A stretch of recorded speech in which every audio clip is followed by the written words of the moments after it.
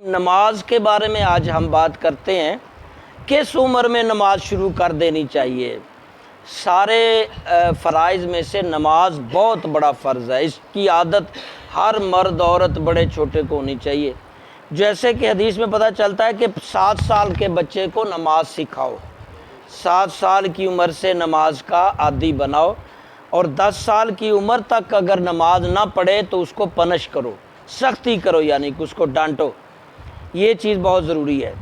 اور جو نماز نہیں پڑھے گا اس کے لیے جہنم ہے۔ نماز غفلت نہیں کرنی، جہاں بھی آپ ہیں جب جماعت کا ٹائم ہو جائے فوراً مسجد میں داخل ہو جائے۔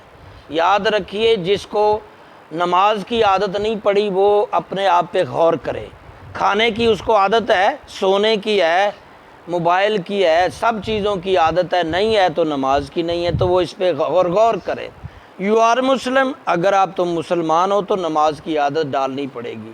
یہ نہیں کہ روزے میں نماز پڑھنی ہے بعد میں بھی پڑھیں، نماز ہمیشہ اس کو فالو کریں، نماز کی عادت ڈالیں۔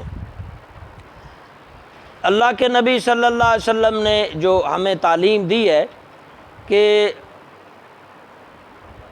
جو نماز پڑھ سیکھ لے تو ان کو 6 باتیں دیکھنی ہوں گی جو نماز سے پہلے اس کو پوری کرنی ہے، جس کو ہم کہتے ہیں شرائط نماز۔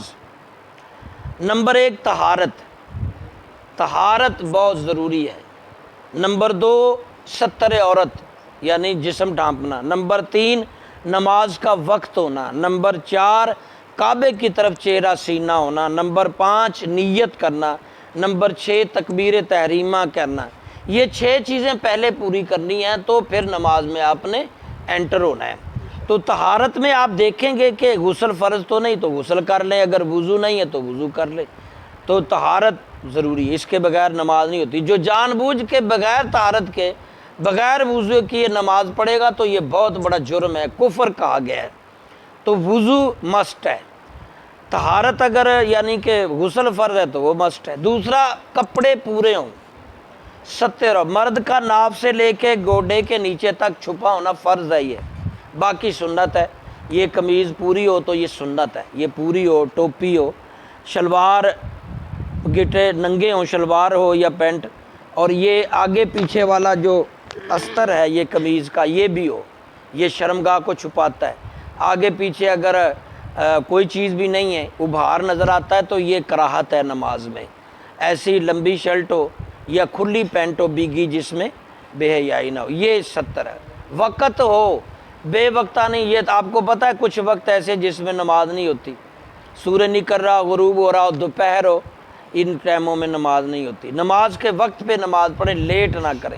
اسی طرح کعبے کی طرف ہو، آپ کو کہیں ایسی جگہ ہے پتہ نہیں چل رہا تو معلوم کریں، نہیں معلوم ہو رہا تو جہاں ذہن گمان کرتا ہے کہ شاید اس طرف ہی ہو اس طرف ہی پڑھ لیں، آپ کی نماز ہو جائے گی۔ لیکن آپ نے معلوم ہی نہیں کیا اور جس طرح مرضی کر کے پڑھیں گے تو نماز نہیں ہوگی۔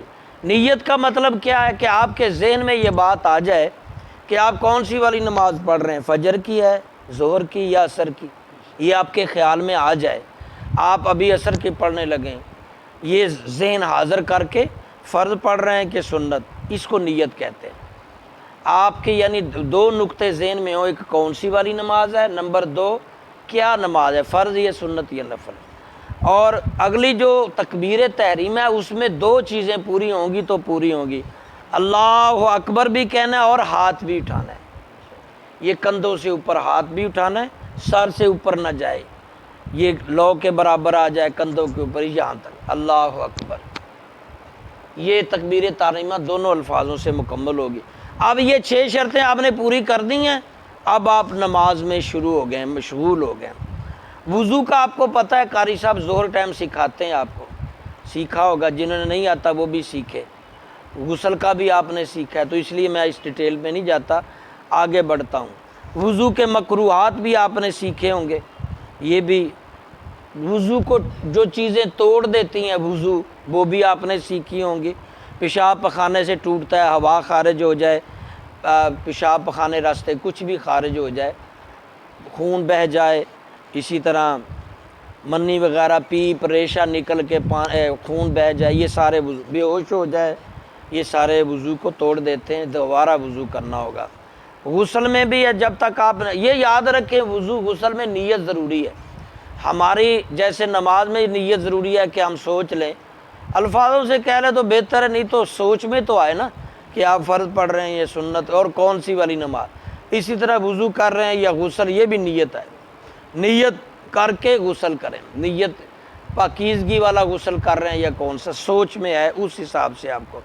غسل میں آپ کو پتہ ہے 3 فرض ہے، غرارہ ہے، اپنا چہرہ دھونا ہے اور پورا جسم دھونا ہے. تو اس میں ذہن میں رکھے کہ کوئی حصہ خشک نہ رہے، ایسی جگہوں پہ جہاں انگوٹھی وغیرہ یا کچھ اس کو صاف کریں. ہر چیز خوبصورتی میں میانہ روی ضروری ہے. کوئی بھی چیز ناخن بڑھ جاتے ہیں، گندے ہوتے ہیں، اتار دیں. جسم کے غیر ضروری بال بڑھتے ہیں، شیو وغیرہ کاٹ دیں. غیر ضروری لمبی داڑھی بھی کاٹ دیں. ہر چیز مینج کے اندر رکھیں، خوبصورتی بہت ضروری ہے. آپ کو پتہ ہوگا کن چیزوں سے غسل فرض ہوتا ہے. احتلام آ جائے میاں بیوی کے تعلق سے، اور اسی طرح انزال جو عورتوں کا حیض و نفاس وغیرہ، یہ جو ہے نیا بندہ مسلمان ہو تو بھی غسل کرے. آپ کو یہ بھی پتہ ہونا چاہیے پانی سے ہی غسل ہوتا ہے، وضو ہوتا ہے، لیکن اگر پانی پاک نہ ہو تو پھر نہیں. پانی میں 2-3 چیزیں ہوں گی تو وہ سمجھا جائے گا پاک ہے، 2-3 چیزیں نہیں ہوں گی. پانی کا رنگ چینج نہ ہو، یعنی لسی نہ ہو، کلر والا پانی نہ ہو، رنگ ہو، پانی میں بدبو نہ آتی ہو، ایسا پانی جس کا رنگ چینج نہ ہو، ایسا پانی جس میں بدبو نہ آتی ہو، اور تیسرا وہ کوئی اس میں پیشاب یا کوئی گندی چیز نہ گری ہو. یہ 3 چیزیں دیکھیں تو پانی پاک سمجھا جائے. یہ 3 چیزیں نہیں ہوں گی تو اگر پانی نہ ہو، تیمم کا بھی ہمارا حکم ہے. آپ تیمم کی طریقہ بھی سیکھا ہوگا یا سیکھ لیں. جی نیت کر کے دیوار پہ ہاتھ لگائیں، چہرے پہ ملے، دوسری دفعہ ہاتھ لگائیں بازو پہ، بس. یہ آپ نے وضو کی نیت سے کیا تیمم تو وضو ہو گیا.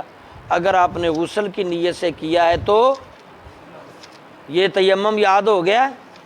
اور چھوٹی بڑی غلاظتوں کا بھی پتہ ہو. بڑی غلاظت پیشاب پخانہ، الٹی، خون، ریشہ پہ منی، یہ بڑی گندگی ہے. شراب بھی اسی میں شامل ہے، خون بھی، شراب بھی، اور دوسری.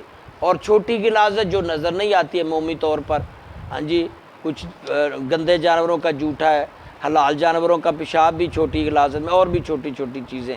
ان سب کا خیال رکھیں. اگر بڑی غلاظت ہے کپڑے یا جسم پہ چوتھائی حصے تک ہے، بازو ہے نا اس کا چوتھائی حصے تک، تو آپ نے چھوٹی غلاظت میں دھونا ہے پھر نماز پڑھنی ہے. جسم پہ ہے دھونا ہے پھر نماز پڑھنی ہے. بڑا ہو بڑی غلاظت، پیشاب پخانہ، شراب، خون، ریشہ، وہ اتنا انگلیوں کے درمیان جتنی اتنی جگہ پہ بھی ہوگی تو نماز نہیں ہوگی. یعنی آپ اس کو دھوئیں. متفرق چھینٹے جو پڑے ہوتے ہیں اس کو بھی دھوئیں.